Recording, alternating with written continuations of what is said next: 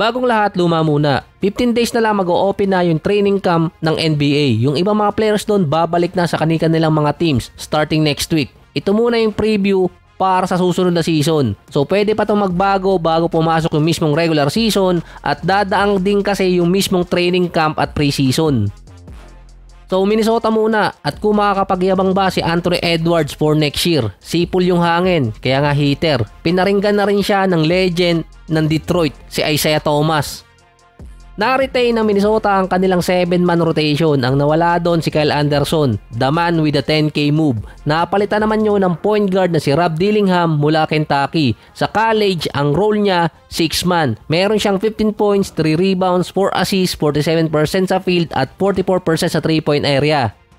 Galing siya sa trade sa San Antonio. Pamalit din kay Mike Conley para sa point guard position para long term. Magiging 37 na rin si Mike Conley at nagdi-decline na rin yung laro niya. In terms naman ng production, okay pa si Mike Conley sa bilang ng games. Nasa 60 to 70 marker pa.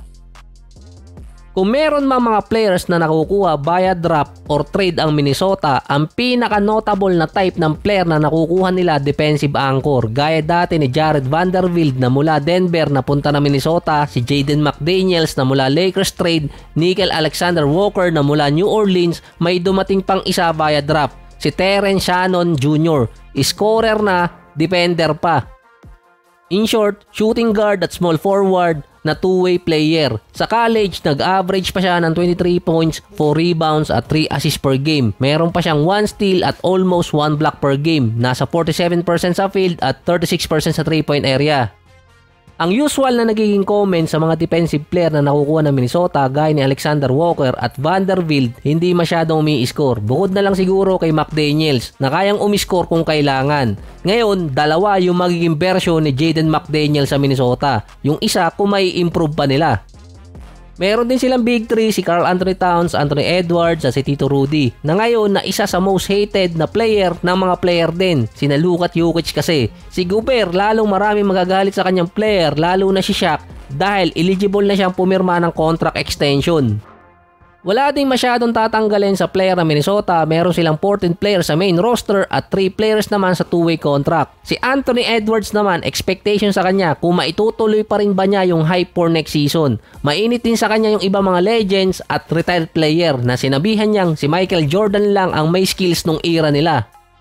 Siya rin kasi yung pinaka-trash talker ngayon sa NBA, mapaloob ng game or sa labas. Sabi nga ng iba mga legend, wala pang napapatunayan si Anthony Edwards, pero iba-iba na yung mga pinagsasabi niya or komento regarding sa mga nakaraang player.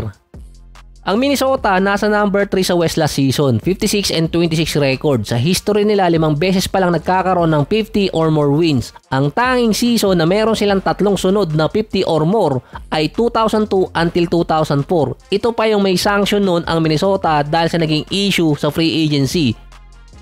Kevin Garnett era pa yon. Ngayon naman Anthony Edwards era. Kaya sa preview, ang sinabi nila doon kung kaya ba ng Minnesota na mag-improve pa sa 56 wins or kaya nila magkaroon pa ng at least 50 wins next season. Si Anthony Edwards yung player na nagdala sa Minnesota last year dahil nga nung time din na yon nawala si Karl Anthony Towns dahil sa injury.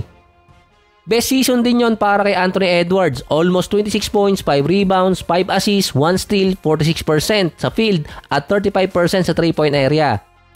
Base sa prediction ng Basketball Reference, mamimaintain pa rin ni Anthony Edwards ang kanyang stats. Ang gusto lang makita ng iba doon, kung umangat ba ang Minnesota sa standing at yung winning rate nila, si Anthony Edwards ba magiging MVP candidate. Nasa conversation siya ng best player na magiging face ng liga, pero gusto rin ng media na magiging MVP candidate siya. Dahil nakaraan, pang-7 siya sa botohan.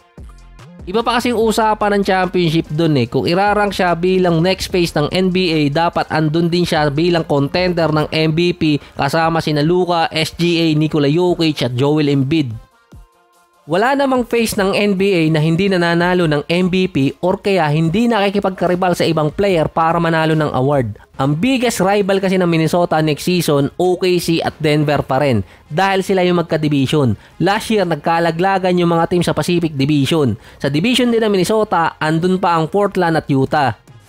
So hindi talaga Dallas at Suns yung matindi nilang kalaban dahil hindi naman nila ka-division yun. Ang pinakakaribal pa ni Anthony Edwards, si Shai Gilgeous-Alexander na second sa botohan last year dahil naman siya ang young player na nagdala para sa OKC Thunder.